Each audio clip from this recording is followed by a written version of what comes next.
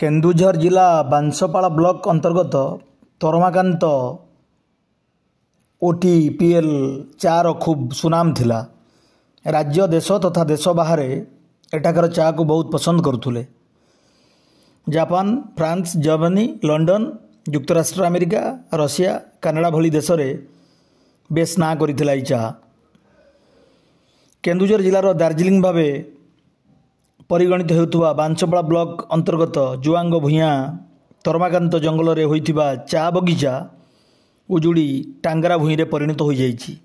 ओडिशार एकमात्र चा बगीचार कंकाल एवं सेठारे गड़ुची कहिले अत्युक्ति हेब नाही।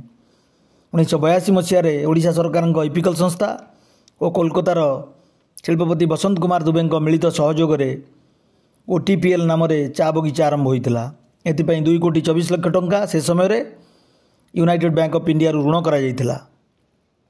तरमाकांत ठारे चा बगीचा करने ये अंचल केतेजण आदिवासी जमी सह जंगल जमी को मिसाई मोट 896.54 हेक्टर जमी अधिग्रहण करा जाइथिला। प्राय 214 हेक्टर जमी रे प्रथमे उन्नत मानर चा चारा रोपण करा जाइथिला। ओडिशा सरकार और उक्त कंपानी मिलित उद्यम गढ़ा जाइथिबा ओडिशा टी प्लांटेशन लिमिटेड देश विदेशर विभिन्न स्थान को चा रप्तानी करी चर्चा को आसला।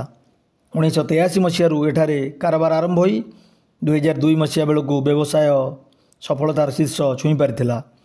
स्थानीय भूया जुआंग महिला पुरुष माने चा पत्र संग्रह करुले। चा पत्र प्रोसेसिंग करा जाउतला, पैकेजिंग करा जाउतला। एठार उत्पादित चार एक स्वतंत्र चाहिदा विश्व बजार रे रहितला एवं आरंभ होगा दिन लाभ रे चली आसथिबा ई प्रकल्पटी हठात 2003 मसीहा बेलू धिमे जाइथिला। 2003-04 मसीहा बेलू यह संपूर्ण बंद हो गला। फल एठारे कार्य करुवा कर्मचारी तथा श्रमिक माने चा बगीचा उजुड़ी जावा कारण कामधंदा छाड़ी पलि गले। चा बगीचा रे दीर्घ दिन काम करी भी अनेक जुआंग और भूया श्रमिक आज पर्यंत पारिश्रमिक पाई नांती। स्थानीय लोकों कहवा अनुजाई केवल राज्य सरकार अवहेलारू एक लाभदायक चा प्रकल्प चाहू चाहू बुड़ीगला। आज दिन में तरमाकांत चा बगीचा रे लक्षाधिक थुंटा चा गछ नीरव रे ठिया हुई अतीतर हृदगौरव को मन पकाउछि।